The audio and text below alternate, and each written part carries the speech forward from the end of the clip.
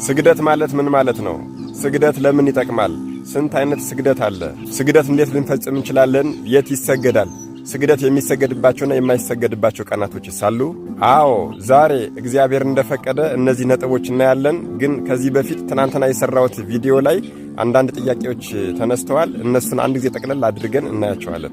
እሺ፣ ሰባቱ የጸሎት ሰዓታት ትናንት የተነጋገርነው ሰባቱ የጸሎት ሰዓታት ላይ ጥያቄ ያስነሳ የጠዋቱ 12 ሰዓትና የሌሊቱ 9 ሰዓት ነው። እነሱ ከነዚህ ፍትሐ ነገሥት ካስቀመጣቸው የሰባት የጸሎት ሰዓታት ውስጥ አልተመደቡም። አንዳንድ ሰዎች ተሳስቼ ሌሊት 11 ሰዓት ያልኩ የመሰላችሁ አላችሁ። አይደለም። ሌሊት 11 ሰዓት ማለት በፍትሐ ነገሥት ባስቀመጠው መሰረት ኢየሱስ ክርስቶስ ለፍርድ በጲላጦስ ፊት የቀረበበት ሰዓት ነው። ሌሊት 6 ሰዓት ማለት ደግሞ መቃብር ፈንቅሎ ጌታችን የተነሳበት ሰዓት ነው። ስለዚህ አብዛኞቻችሁ ትንሣኤ 9 ሰዓት ላይ የሚመስላችሁ ሰዎች አላችሁ። ትንሣኤ የሆነው ሌሊት 6 ሰዓት ላይ ነው። ስለዚህ የ9 ሰዓቱና የ12 ሰዓቱ በዚህ ይታረማል ማለት ነው። ሁላችንም ማወቅ ያለብን ነገር ቢኖር ግን እነዚህ ሰባት የጸሎት ሰዓታት የተመደቡት ለኛ ለሰብአ ዓለም ወይም ደግሞ ለምእመናን ነው። ለመነኮሳት ለባህታውያን ወይም ደግሞ ዓለምን ጥለው ለመነኑት ግን 24 ሰዓት ነው የሚለው። ስለዚህ ከእነዚህ የጸሎት ሰዓታት ውጪ ብንጨምር ይጨመርልናል እንጂ የሚቀነስ ነገር የለም ማለት ነው። ሌላው ደግሞ በእነዚህ ሰባት የጸሎት ሰዓታት መጸለይ ያልቻለስ ነው። ይህንን ደግሞ በሚገርማችሁ ሁኔታ የቤተ ክርስቲያናችን መጽሐፍ ፍትሐ ነገሥት አስቀምጦታል። በእነዚህ የሰባት የጸሎት ሰዓታት መጸለይ ወይም መስገድ ያልቻለ ሰው ጠዋት 3 ሰዓት የሆነ እንደሆነ ግርፋቱን፣ ቀትር 6 ሰዓት የሆነ እንደሆነ ስቅለቱን፣ ቀን 9 ሰዓት የሆነ እንደሆነ ሞቱን፣ ሰርክ 11 ሰዓት የሆነ እንደሆነ ወደ መቃብር መውረዱን፣ ማታ 3 ሰዓት ከሆነ ተስሞ መሸጡን፣ ሌሊት 6 ሰዓት ከሆነ ትንሣኤውን፣ አሁንም ደግሞ ሲነጋ 11 ሰዓት ከሆነ ደግሞ ሰማያዊ ንጉሥ መድኃኔዓለም ኢየሱስ ክርስቶስ በምድራዊ ንጉሥ በጲላጦስ ፊት ለክስ መቅረቡን በሕሊናችን እንድናስበውና በልቦናችን እንድናስቀምጠው ታዘዘናል። ስለዚህ በሰባቱ የጸሎት ሰዓታት መጸለይ ያልቻለ ሰው አሁን ያልኳቸውን ነገሮች አስቦ ይውላል ማለት ነው። ሌላው በእነዚህ የጸሎት ሰዓታት ምን አይነት ጸሎት እንጸልይ የሚለው ጥያቄ ነው።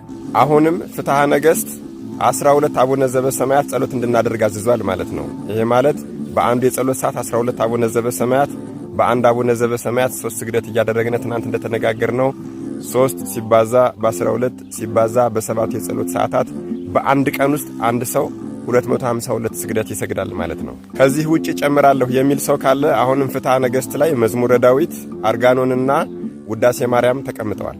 እሺ፣ ወደ ዛሬው ርዕሰ ጉዳያችን እንግባ። ስግደት ማለት ምን ማለት ነው? ስግደት ማለት መዋረድ፣ ማጎንበስ፣ መንበርከክ፣ በግንባር ምድርን አስነክቶ መሬት ስሞ መመለስ ማለት ነው። ስግደት ለምን ይጠቅማል ያልን እንደሆነ ከአምላካችን ጸጋንና በረከትን እንድናገኝ እንዲሁም ደግሞ ክፉ መናፍስትን ከኛ እንዲርቁ ያደርግልናል። በነገራችን ላይ በአባቶቻችን አስተምህሮ ሰይጣንን ድል የምንነሳበት ትልቁ መሳሪያችን ከጸሎት ቀጥሎ ስግደት ነው። አጋንንት ወይም ደግሞ ሰይጣናት ሊለምዱት የማይችሉት ታላቁ ነገር ቢኖር ምንድነው? ስግደት ነው። በቤተ ክርስቲያናችን 2 አይነት የስግደት አይነቶች አሉ። እነሱም አንደኛው የአምልኮ ወይም ደግሞ የባህሪ ስግደትና ሁለተኛው ደግሞ የአክብሮት ወይም ደግሞ የጸጋ ስግደት በመባል ይታወቃል። የአምልኮ ስግደት አንተ የፈጠርከኝ፣ የምትገለኝ፣ የምታድነኝ፣ የምታኖረኝ አምላኬ ነህ ብለን ለእግዚአብሔር ብቻ የምንሰግደው ስግደት ሲሆን፣ ሁለተኛው የአክብሮት ወይም የጸጋ ስግደት የሚባለው ደግሞ ለቅዱሳን መላእክት፣ ለጻድቃን፣ ለሰማዕታት፣ ለደናግል፣ ለመነኮሳት በሙሉ የሚሰገድ ስግደት ነው። መቼ እንስገድ ያልን እንደሆነ በጸሎታችን ላይ ስግደትን የሚያዝዝ ነገር ስናገኝ እንዲሁም ደግሞ ንስሐ ገብተን ቀኖና ተሰጥቶን ስግደት ሲታዘዝልን እና ከአበይት በዓላት ውጪ ወይም ደግሞ ከግዝት በዓላት ውጪ መስገድ እንችላለን። የት እንስገድ የተባለ እንደሆነ መጽሐፍ ቅዱሳችን በቤተ ክርስቲያን እንድንሰግድ ያዝዛል። ቤተ ክርስቲያን አካባቢያችን ላይ ከሌለ ግን ወደ ምስራቅ ዙረን እንድንሰግድ ፍትሐ ነገሥት ያዝዛል።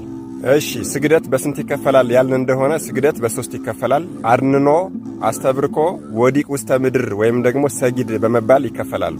አድንኖ አንገትን ጎንበስ አድርጎ የሚጸለይ፣ አንዳንዴም ከወገብ ጎንበስ ከጉልበት አጠፍ እየተደረገ የሚጸለይ ወይም የሚሰገድ ሲሆን ይሄ ስግደት በአበይት በዓላት ማለትም መሬት ወድቆ መነሳት በማይፈቀድባቸው በዓላት ለመስገድ የሚጠቅም ስግደት ነው። እንደዚህ ሆኖ መጸለይ ወይም ደግሞ መስገድ ዕለተ ሞትን ለማሰብ ይረዳናል። ሁለተኛው አስተብርኮ ነው። አስተብርኮ በጉልበት ተንበርክኮ መጸለይ ሲሆን ጌታም በጌቴሴማኒ የመጨረሻዋን ጸሎት የጸለየው ተንበርክኮ ነበር። በነገራችን ላይ በእግዚአብሔር ፊት መንበርከክ የፍጹም መገዛት ምልክት መሆኑን ማወቅ አለብን።